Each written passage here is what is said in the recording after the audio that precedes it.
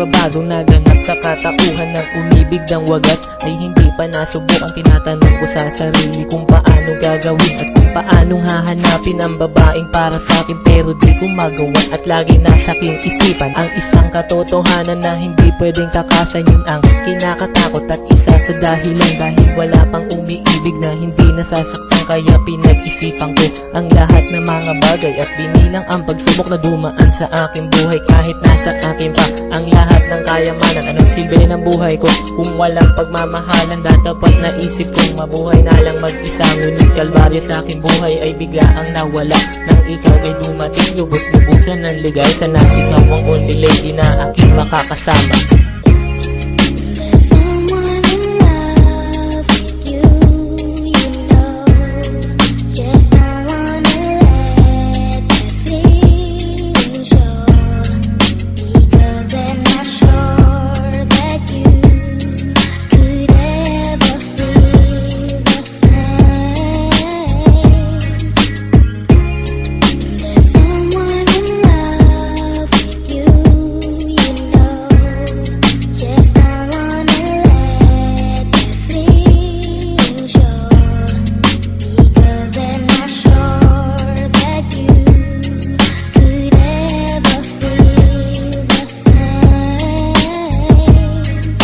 Isa ka sa naging bahagi ng puso't pagkatao. Nang ikaw ay minahal ay para bang isang regalo dito sa aking buhay. Ikaw ang nagsilbing pag-asa na kailangan kong ingatan, na para bang aking prinsesa. At sa tuwing sasalubong ang bukang liwayway, matatamis na ngiti nang nagsisilbing gabay at nagiging instrumento sa pagbuo ng kanta.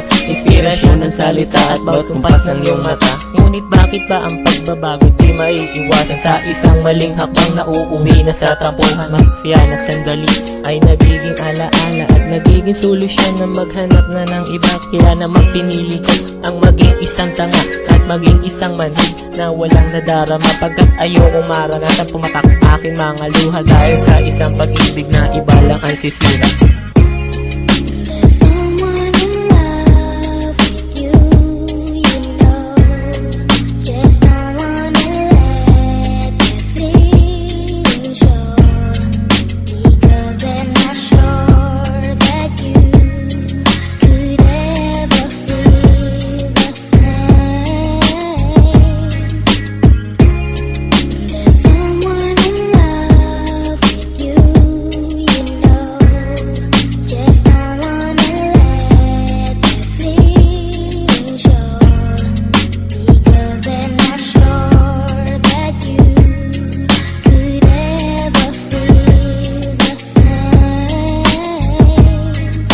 Tanggap ko na lahat ng bagay dito sa mundo. Kahit sa relasyon, triangulo, ako'y pamanggulo. Kahit sa sitwasyon, ako na ang naiipit. Pipilitin ko kumapit kahit na masakit ito sa aking kalooban. Kahit pa nahihirapan ng muling masaktan, di ko na mapapayagan at hindi tatakas sa mga pagsubok. Sa bawat ito ng aking buhay, kahit dala ay dagok, ngunit ang tanging magpapatunay at magsisilbing marka, ang iniwang alaala na hindi mabubura.